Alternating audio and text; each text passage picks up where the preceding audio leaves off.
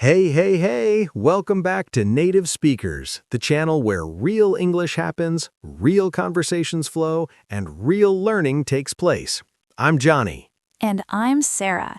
If you're new here, welcome to the family. We are so happy you found us. And if you've been with us for a while, you already know what time it is. It's time to level up your English. And today is going to be a good one.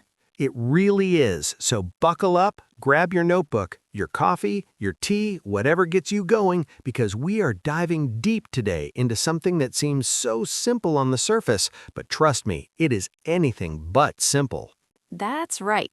And before we get into the lesson, we have a question for you, and we want you to answer it in the comments right now while it's fresh in your mind. Here's the question. Have you ever introduced someone in English and immediately felt like something was off? Like the words came out wrong, or the other person looked confused or maybe even uncomfortable? Drop your story in the comments below. We read every single one, and your experience might just help another learner out there feel less alone. Now, let's get into it.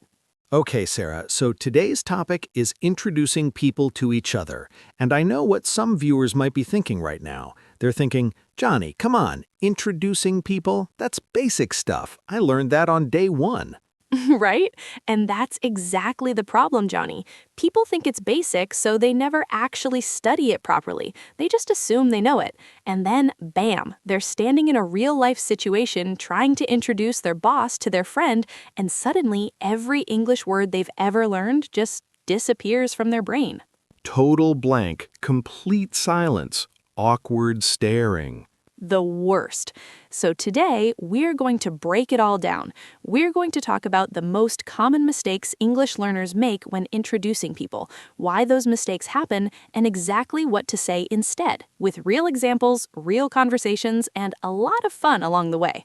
Let's start with the basics, though, just so we're all on the same page. Sarah, when we talk about introducing people to each other, what do we actually mean? Great question. So, introducing someone means you are the connection between two people who don't know each other yet. You're the bridge. Your job is to make both people feel comfortable, give them each other's names, and maybe give a little bit of context, like how you know them or what they do, so they have something to start a conversation with. Exactly. And it sounds so easy when you put it like that, right? But here's the thing. There are layers to this. There are formal introductions and informal ones. There are professional settings and casual ones. There are cultural expectations and social rules that are happening underneath the surface of every single introduction. And if you get those layers wrong, even just a little, it can create confusion, it can come across as rude, or it can just make the whole interaction feel really, really uncomfortable. So let's talk about the mistakes. Mistake number one, and this is probably the most common one we see, is getting the order wrong. Oh, yes, this one is huge. Okay, so in English, especially in more formal or professional settings, the order in which you introduce people actually matters. There's a kind of social hierarchy happening, and the language reflects that. Right. So the general rule is this. You introduce the person of lower status to the person of higher status first.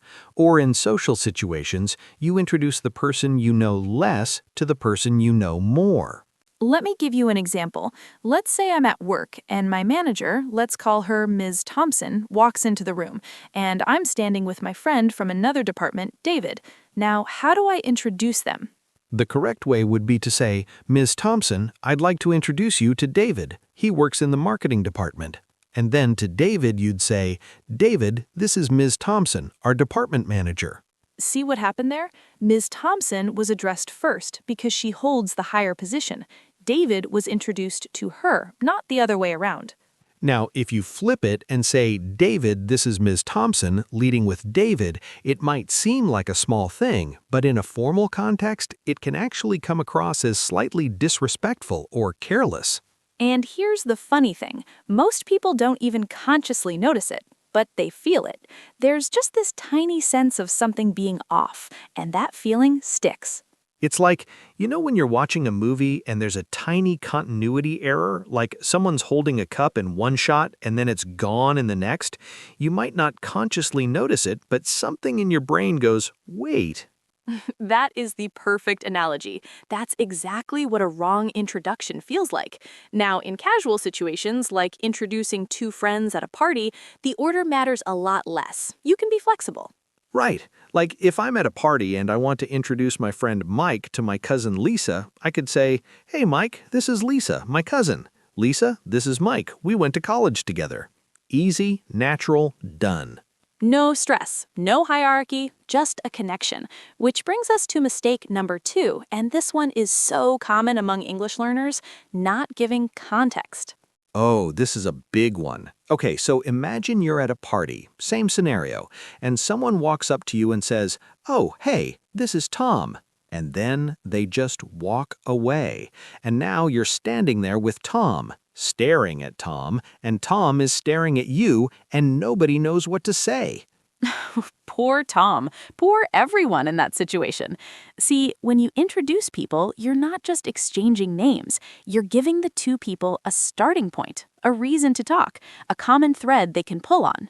Exactly. A good introduction includes three things: the name, the connection, and a conversation starter.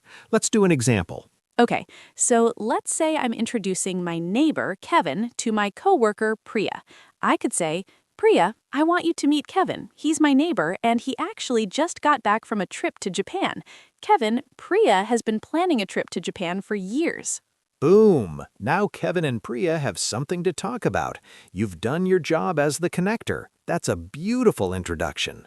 Compare that to just saying, "Kevin, Priya, done." Nothing. That's leaving two people stranded on an island with no supplies. Survival mode introduction not recommended. Now, let's talk about mistake number 3, and this is where it gets really interesting, using the wrong level of formality. Yes. Okay, so English has different registers. Think of it like different gears in a car. You wouldn't drive on a highway in first gear, and you wouldn't park in sixth gear. Different situations require different language. In formal situations, like business meetings, professional events, or when meeting someone significantly older or more senior than you want to use more structured, polished language. For example, "Mr. Harrison, I'd like to introduce you to Dr. Elena Vasquez. She's the lead researcher on the project we discussed last week. Very clean, very professional, very respectful." But if you use that same language with your friends, "Tyler, I'd like to introduce you to Marcus," it sounds so stiff and weird, like you're at a royal banquet instead of a backyard barbecue. "Dear Tyler, it is my most distinguished pleasure to present to you one Marcus of the downtown neighborhood." Stop it. But you see the point. In casual settings, you say things like, "Hey Tyler, this is Marcus. We play basketball together. Marcus, Tyler's the one I told you about who makes the best homemade pizza." Relaxed, warm, natural. That's the vibe. Now here's something really important that a lot of learners don't think about: the response. When someone introduces you, what do you say? This is where a lot of people freeze because they've practiced the act of introducing, but nobody practiced what comes after, and the responses vary so much depending on the situation. In a formal setting, you'd say something like, "It's a pleasure to meet you," or "I've heard wonderful things about you," or "I'm very glad we finally had the chance to meet." In an informal setting, you've got so many options. You can say, "Hey, nice to finally put a face to the name," or "Oh yeah, I've heard so much about you," or even just a simple, "Hey, what's up? Good to meet you." And the wrong move in almost any situation is to just stare blankly, say nothing, and nod. We've all seen it. We've all maybe even done it, and it makes everyone uncomfortable. Or the other wrong move, repeating the name back in a way that sounds like you didn't believe what you heard. Like someone says, "This is Dr. Patel," and you go, "Dr. Patel?" Like you're questioning the whole situation. Are you sure that's your name? Okay, so we've covered the mistakes: the wrong order, missing context, wrong formality level, and not knowing how to respond. Now let's do some full practice conversations so our viewers can really hear what this sounds like in real life. Yes, let's do it. Okay, situation 1, a formal work setting. I'm going to be a new employee named Sarah, and you're going to be the manager introducing me to a client. Perfect. Ready? Okay, here we go. Mrs. Clark, thank you so much for coming in today. Before we begin, I'd love to introduce you to Sarah. She just joined our team last month as our new client relations specialist, and she'll actually be working very closely with your account going forward. Mrs. Clark, it's such a pleasure to meet you. I've already been reviewing your account, and I'm really looking forward to working together. The pleasure is mine, Sarah. I'm happy to hear that. I look forward to seeing what you bring to the table. Perfect. See how smooth that felt?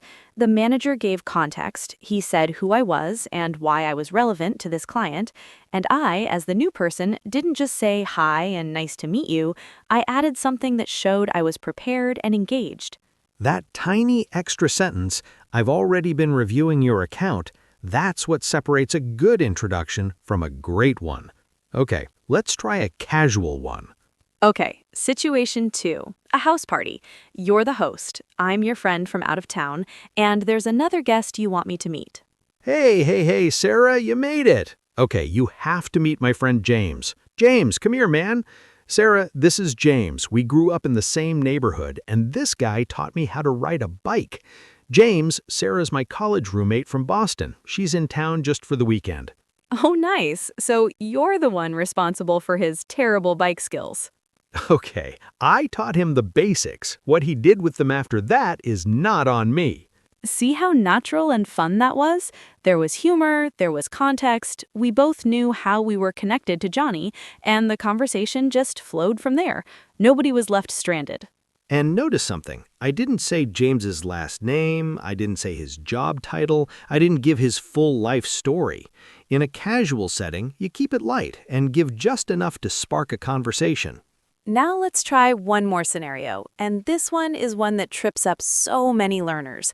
Introducing someone when you've forgotten their name. Oh no, the nightmare scenario. It happens to everyone, even native speakers. So what do? You can't just stand there, and you definitely should not fake it. The most graceful thing you can do is be honest, but in a light, casual way. You say something like, "Oh my gosh, I'm so sorry. My brain completely blanked for a second. Can you remind me of your name?" Or you can put it on the other person in a charming way. I'm going to let you two introduce yourselves. You'll do a much better job than I will right now. And then laugh. Make it human. Make it warm. People appreciate honesty. Nobody likes being introduced by the wrong name. A simple, graceful admission that your brain glitched is so much better than guessing and guessing wrong. Absolutely. And this brings us to something really important, the theoretical side of all this. Because understanding why introductions matter so much will help you remember all of these rules more deeply. Right.